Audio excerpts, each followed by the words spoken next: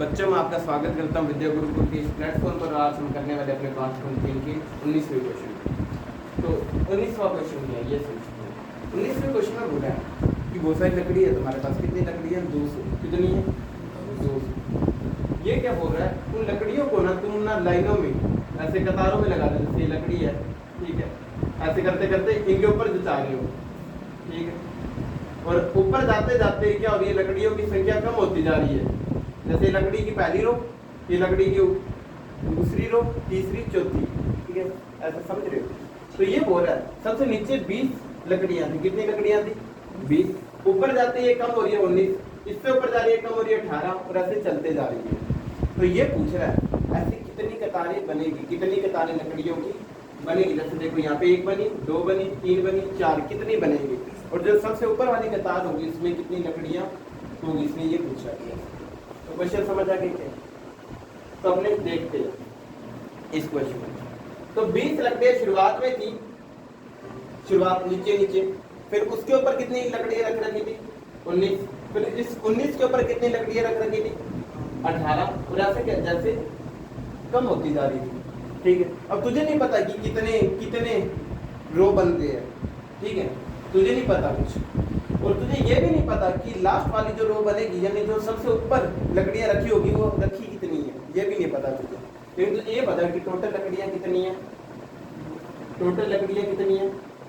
200। कितनी है? 200। ये बात समझ आ गई। तो मैं एसएन का फॉर्मूला जानता हूँ। क्या जानता हूँ? फॉर्मूला क्या होता है एसएन का? n/2।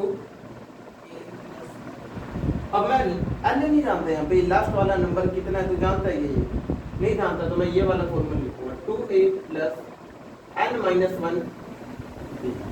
ये बात समझ आ गई।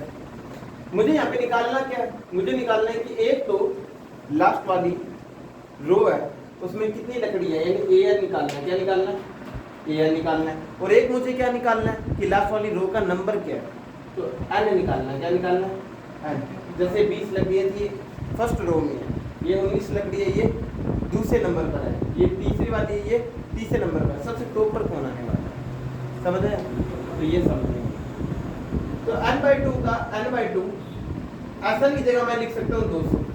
ये बात समझ आ गई। अब देखो a कितना है, a कितना दे रखा है तुमने? 200। 200 है, ये 2 है 20। तो 2 गुना क्या कर दोगे तुम? 20 कर दोगे। n-1 का n-1 डिफरेंस कितने का है? तुम देख रहे हो कि जैसे जैसे मैं ऊपर जा रहा हूँ एक एक लकड़ी कम होते जा रही है, तो क्या कर दोगे? 1 का डिफरेंस है तुम बोलोगे, और एक कम क्या है, यानी 1 माइनस का गुना करोगे। ब्रैकेट लगा दिया मैंने साथ। n/2 का n/2, ठीक है। 2 गुना 20 कितना होता है? 40 होता है। -1 का गुना n से किया -n, -1 का गुना -1 से किया +1 होता है, और बराबर में कितना है? 200 है। ये बात समझ आ गई। उसके बाद में तुमने देखा कि यार ये 2 है यहाँ पे, बटे में वहां जाके गुना में कितना आ जाएगा? 400 आ जाएगा। n का देखो, n को यही पड़े रहने दो। 40 और 1 41, माइनस का n है ही तुम्हारे पास, ये 400 का 400, यानी यहाँ पे बाहर अंदर जाके गुना में क्या आ जाएगा? n गुना 41 कितना होता है? ठीक है, तो तुम बोलोगे कितना हो जाएगा? 41 है। n का गुना -n से किया क्या हो जाएगा? माइनस के n का स्क्वायर। अगर मैं इसे सही से जचाकर लिखूं तो ये माइनस है, n स्क्वायर वहां जाके प्लस हो जाएगा, ठीक है। ये 41 है, यहाँ पे प्लस है, वहां जाके माइनस हो जाएगा। ये 400 यहाँ है ही, तो इसे यहाँ रहने दो। मेरे पास इक्वेशन बन गई ये वाली। इधर सोल्व कर सकते अपने, कर सकते हैं क्या? तो कैसे करेंगे? तो मैं जानता हूँ क्वाड्रेटिक इक्वेशन सीख रहे कि मुझे ऐसे नंबर निकालने हैं जिनका जोड़, जिनका गुना तो कितना हो? 400, क्योंकि इसके आगे 1 है। 1 का गुना 400 से करो 400, उनका घटाओ कितना हो? -41। तुम्हारे दिमाग में क्या कुछ ऐसा नंबर आ रहा है? बताओ। तो ऐसे कौन से 2 नंबर है जिनका गुना क्या हो? जिनका गुना तो 400 और जोड़ कितना हो? -41 है। तो वो है 16 और 25। क्योंकि मैं जानता हूँ यार कि अगर मैं प्लस का लेता यहाँ पे, ठीक है, तो इनका जोड़ गुना तो 400 आ जाता, लेकिन इनका जोड़ कितना आता? प्लस का 41 आता। मुझे माइनस का चाहिए, इसका मतलब मुझे इन दोनों को माइनस में लिखना पड़ेगा। ये बात समझ आ गई? तो तो यहाँ पे तुम याद रख लो कि आप क्या करोगे यहाँ पे -16 n और प्लस के माइनस के ही 25 n में से तोड़ोगे, प्लस का 4 बराबर 0। ठीक, तुमने पहले दो में देखा यहाँ पे क्या कॉमन आ रहा है, n कॉमन आ रहा है, तुमने n बाहर निकाल लिया, यहाँ पे बचेगा n, यहाँ पे बचेगा 16। अब तुमने यहाँ पे देखा यहाँ पे n अकेला था, प्लस का था, यहाँ पे n के साथ 25 है और माइनस है, तो -25 को बाहर निकाल लें। और सेम ऐसी चीज बनेगी यहाँ पे, जैसे यहाँ पे बनी है वैसी यहाँ पे बनेगी, देखने की जरूरत नहीं होती है। यहाँ पे तुमने देखा n-16 है, यहाँ पे भी n-16, तो n-16 को बाहर निकाल लो, यहाँ पे बचेगा n और यहाँ पे बचेगा माइनस का 25 बराबर 0। ठीक है, ये बात समझ आ गई। तो अब तुम क्या करोगे, दो चीजों का गुना 0 आ रहा है, तो दोनों में से कोई एक चीज 0 रही होगी, नहीं तो n-16 0 रहा होगा, नहीं तो n-25 है वो 0 रहा होगा। ठीक, अगर ये 0 रहा होता तो -16 मात्रा के प्लस का हो जाता, तो कितना होता है, कितना आता प्लस का 16। और मान लो ये -25 है मात्रा के प्लस का 25 हो जाता है। ये बात समझ आ रही? तो नहीं तो तुम बोलोगे नहीं तो कितनी रो है, नहीं तो रो है 16, नहीं तो रो कितनी है 25। नॉर्मल बात, अपने क्या मानेंगे, छोटा नंबर मान लेते हैं। क्या मान लेते हैं, छोटा नंबर मान लेते हैं।